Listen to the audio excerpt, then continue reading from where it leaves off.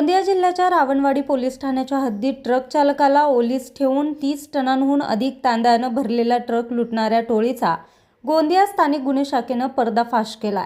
या प्रकरणी एका आरोपीला अटक करण्यात आली असून त्याच्याकडून लुटलेला ट्रक आणि सुमारे 30 टन 107 किलो तांदूळ जप्त करण्यात आलाय।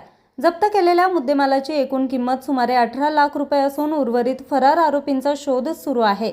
पोलीस सूत्रांनी दिलेल्या माहितीनुसार उत्तर प्रदेशातील प्रयागराज येथील ट्रक चालक नवीन श्रीरामचंद्र मोरिया वय वर्ष 35 हे 15 जुलै 2026 रोजी मध्य प्रदेशातील चाकघाट येथून 30 टन 765 किलो तांदूळ घेऊन दिल्लीकडे निघाले होते।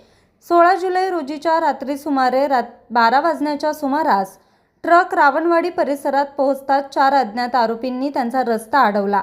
सुरुवातीला पाणी मागण्याचा बहाणा करत चालकावर हल्ला करण्यात आला। त्यानंतर चालकाचे हातपाय बांधून त्याला ओलीस ठेवत तांदळासह ट्रक घेऊन आरोपी पसार झाले।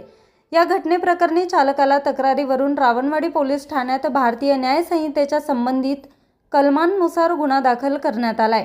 घटनेचं गांभीर्य लक्षात घेऊन पोलीस अधीक्षक गोरख भामरे यांच्या निर्देशानुसार स्थानिक गुन्हे शाखेचे विशेष पथक तपासासाठी नियुक्त करण्यात आले।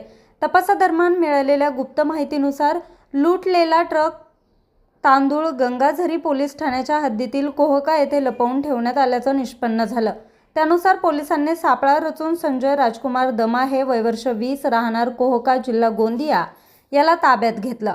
चौकशी दरम्यान त्याने साथीदारांसह ट्रक लुटल्याची कबुली दिली। आरोपीच्या माहितीनुसार विविध ठिकाणांवरून 30 टन 107 किलो तांदूळ तसेच लुटलेला ट्रक जप्त करण्यात आलाय।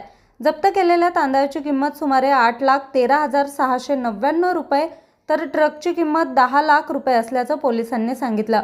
अटक करण्यात आलेल्या आरोपीला पुढील कार्यवाहीसाठी रावणवाडी पोलिसांच्या ताब्यात देण्यात आले। गुन्ह्यातील इतर फरार आरोपींच्या अटकेसाठी पोलिसांची पथके विविध ठिकाणी छापेमारी करत आहे। ही कारवाई पोलीस अधीक्षक गोरख भामरे यांच्या मार्गदर्शनाखाली स्थानिक गुन्हे शाखेचे पोलीस निरीक्षक रेवचंद सिंगनजुडे व त्यांच्या पथकानं यशस्वीरित्या पार पाडली। न्यूज रिपोर्टर चेतन समरीत, आज 24 तास, गोंदिया।